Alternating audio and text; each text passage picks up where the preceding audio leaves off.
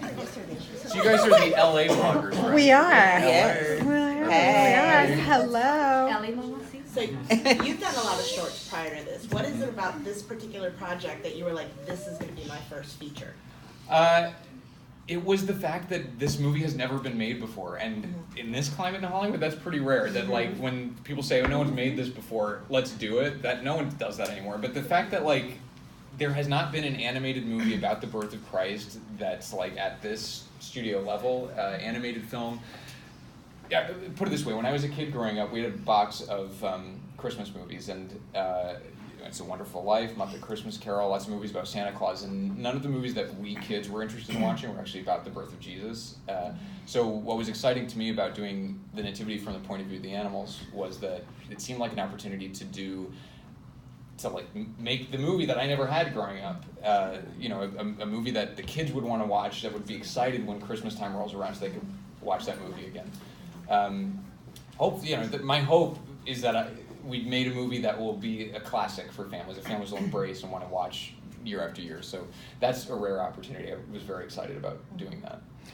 Speaking about the animals, like what made you decide to go that direction with the film? Well, that was all of our initial conversations were with that twist, and I think it really helped because the Nativity story on its own is it's act one of the larger story of Jesus' biography, and so on its own it doesn't really work as a story because the ending, if the ending when the baby is born feels glorious and big and amazing, then you're missing the point, which was that it was not glorious and it was contained and intimate, beautiful, but not glorious. And so to me, to tell the story of the Nativity successfully, you have to find a way to make a humble ending still be satisfying, and doing it from the point of view of someone other than Mary and Joseph really helps there. And in particular, the animals are so natural because we don't have to invent new characters because the animals are already part of everyone's nativity scene. We could just ask, well, what was their side of the story? So. Hi, I'm Carla Renata, the Curvy Film Critic, and I wanted to know, I know one of the producers or the main producer of this film is Devon Franklin. Mm-hmm. What did he say to get you on board for this film? You want the job. Devon, my first interview for it was with Devon, and I love Devon. I admire him so much. They brought him on first because they knew we want to do a faith-based movie. We want to do it in a way that the faith-based audience is going to actually feel comfortable with and embrace. And Devon has had such a great track record of doing that at Sony. What did Devon say? I mean, I think it was just our conversation about the difficulty of doing a faith-based movie that doesn't feel preachy and Sunday schoolish, but a movie that, I guess I expressed my opinion that if I was going to be part of it, I wanted to do a movie that was going to be entertaining and that could go wider than the faith audience, and that would have adventure and comedy and everything else that an animated film would have, but just happened to be on a sacred subject. And Devon was completely on the same level, so we totally vibed in that first meeting and just felt like we were going to work well together. And one follow-up question.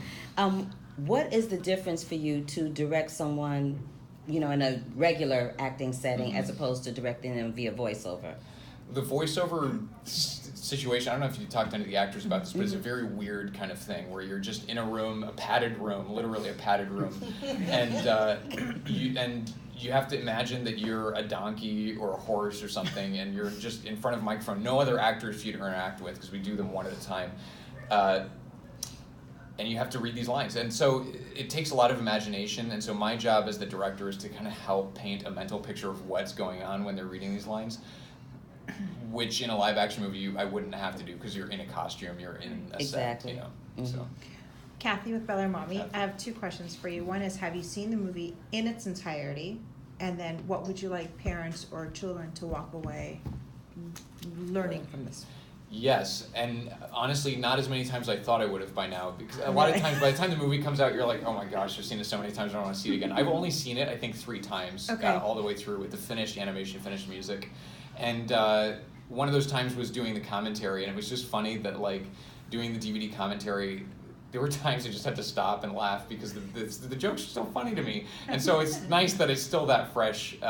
Tomorrow we have the premiere, so I think I'll still be a loud laugher in the audience. But it's always nice to see a movie with an audience that hasn't seen it before, because even if I've seen it a million times before, that makes it fresh too, to see their reactions. And then what was your other question? What would you like either Oh, parents or children to walk away with? Yes.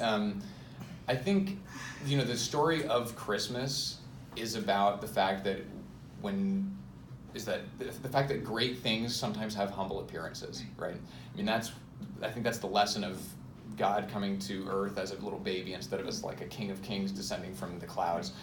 And so we tried to, I think that's a good theme no matter where you are and how you relate to faith, that great things sometimes don't look so great on the outside. I think it's relatable for kids and parents because we all want to be part of something big and important, do something significant with our lives. But if we're a kid, here I am in 3rd grade doing spelling tests, what's so great about that? Or I'm a mom, I'm a dad, I'm a janitor, I'm a 5th grade teacher, I'm just doing this work, but this doesn't look all that great on the outside. I'm not going to be rich or famous thanks to this work, but that doesn't mean that the work isn't great. And I think that's what I'd like the movie to kind of communicate, is that wherever you've been placed and whatever you've been called to do, that's the field where you're going to do something great with your life. Even if it doesn't look so great on the outside. My son loved the movie last night. Sorry. Okay. My son loved the movie last night. I shared it with everybody, and the tables heard me say it again and again. But my son thinks our dog Bo was there when Jesus was born. So that's been awesome. a whole thing. And Yes. then when Jesus was born, he's like, "Mama, that's Jesus, that's Jesus." And he goes to a faith-based school. So the movie it was beautiful. That's great. It's absolutely Good. Yeah, that was the whole goal, was to make a movie that kids would actually be asking parents to go see. You hit the instead nail on of the the nose. reverse. Yeah. That was great. Can you talk a bit about the selection of the music for the film? I know that just the Star is the original song, right? And then everything else was pulled from different places. You talk about just using those choices and in the moments that they were put in. Yeah, I've seen a lot of movies where like the music feels shoehorned in, and I really didn't want to do that. At the same time, wanted to use Christmas music because there's so much like warm, fuzzy feelings that we get just when we hear those songs at that time of year. So it would be a shame not to use that, but I wanted to make sure we used it in a way that supported the story and was motivated by the story. And I think a good example of where that works really well is when Joseph has, Mary's told Joseph what's going on, and Joseph's feeling really nervous and unsure about it. And in that moment, we use "What Child Is This?", which is both a beautiful song that has a kind of a sad tone to it, but also the words kind of tell the story of what he's thinking. What child is this? Like, what am I supposed to do with this? And so the goal was to find find places for specific songs where they could actually tell the story for us. So.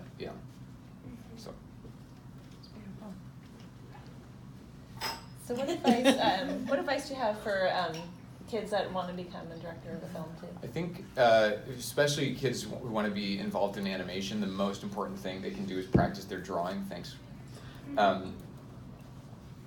Because although as a director I don't have to draw for my job, none of the drawings that I did came anywhere close to being on screen.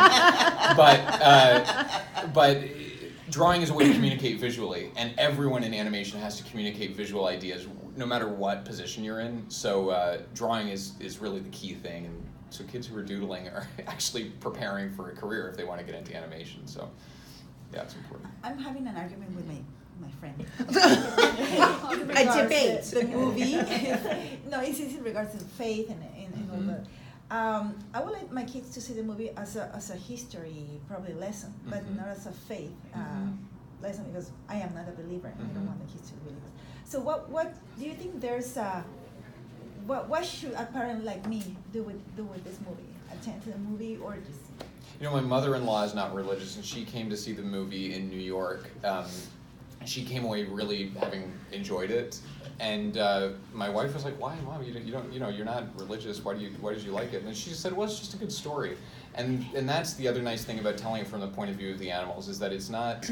It's about what does Christmas mean for me, and if what Christmas means for me is that I can be doing these things that don't look so great on the outside, but they're very great on the inside because of how much importance I give them. Maybe that's a lesson that can be absorbed by anyone who celebrates Christmas, even if they're not related to the faith aspect of it. Because we're telling the story ultimately of Bo the donkey, and how Christmas affects him. So if Christmas is meaningful to your family at all, then I think the movie should be accessible to your family.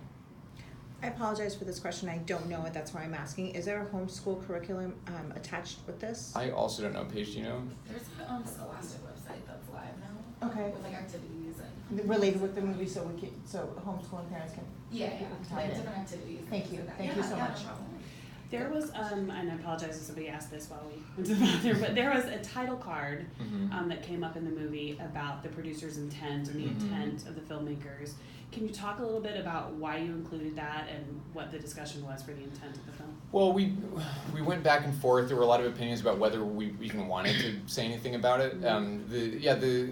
It was just a statement to acknowledge that we really respect the source material. And I mean, I was on the fence on it because I think that if you say, guys, we really respect the source material, then you're inviting people to say, oh, why are they saying that? Is it because they didn't, or something? But I think the point was that we're clearly having some fun with the Bible story. At the same time, I think being totally faithful to the Bible story, everything that is in the Bible, we're having fun in between the lines, which is what we're doing with the animal story. But I think the goal was to reassure anyone in the audience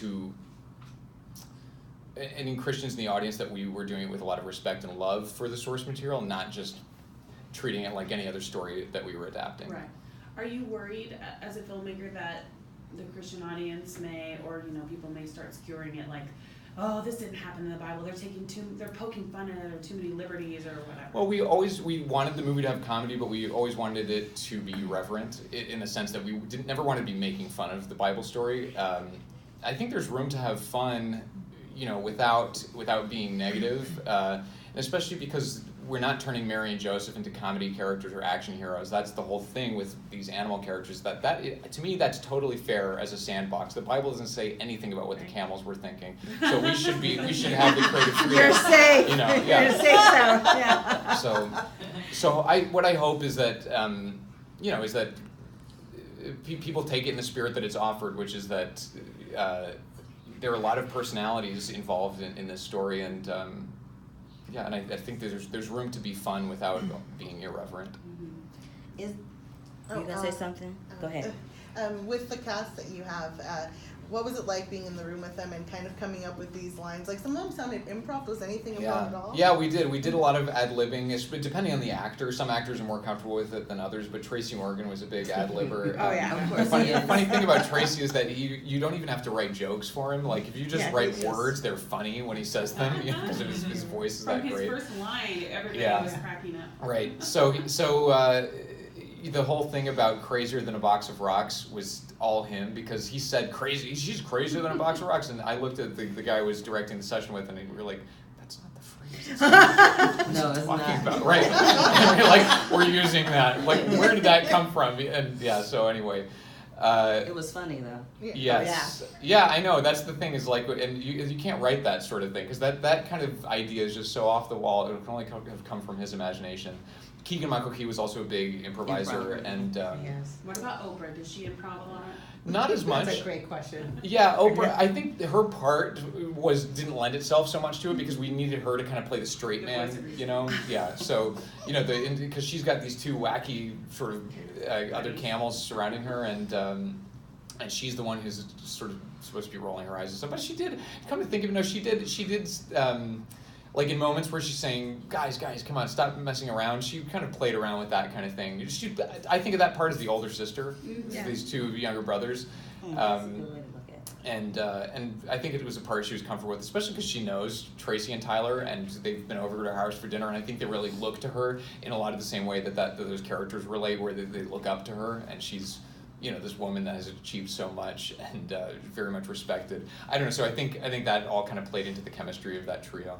So as Oprah is talking, are the other voices? I know they don't film together. So Right. do you have the voiceover No, so she hears it, so she can? I'm the one reading against her, but we will play if we recorded Tracy and Tyler ahead of time. We'll play the scene as we've got it so far. Okay. And then she'll get in front of the mic. But so she has to use a little bit of her imagination to picture their voices there. Okay. Yeah. So is there, having Coco releasing the same month, is there a worriness that probably start gonna be like?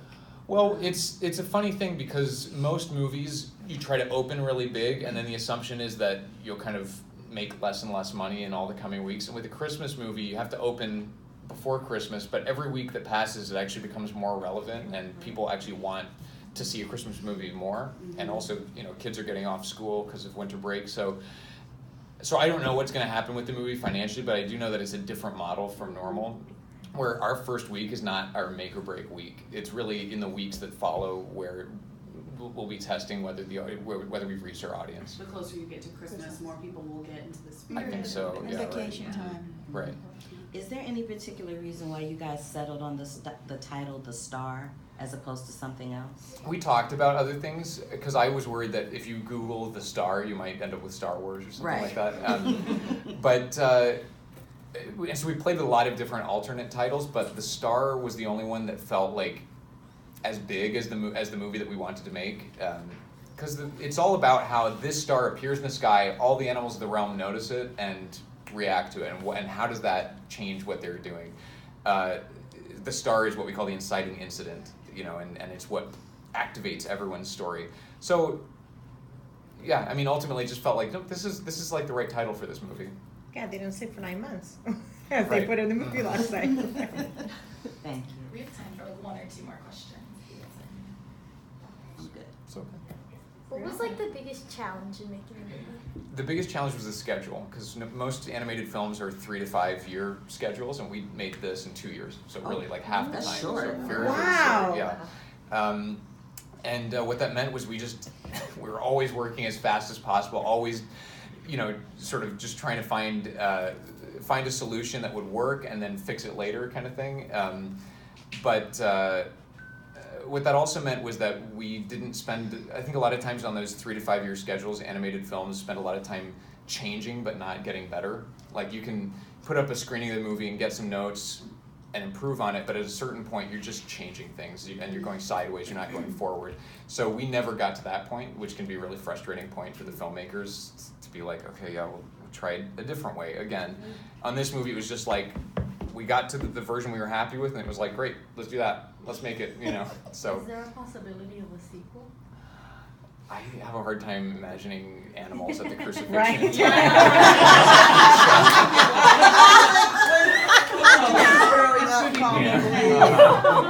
Well, maybe Definitely not kid friendly. I would love to know too, like, what are you personally, like, what's next for you? What are you working on next? I haven't settled on my next project yet, but I'm sure that it will be in, whether if it's animated or live action, it'll be in the family entertainment space. It's what all my favorite movies are family movies, and I think it's really fun to work in that space because you can usually do things that are more imaginative than if you're working only for an adult audience. So I don't know yet, but hopefully something fun and good for the family.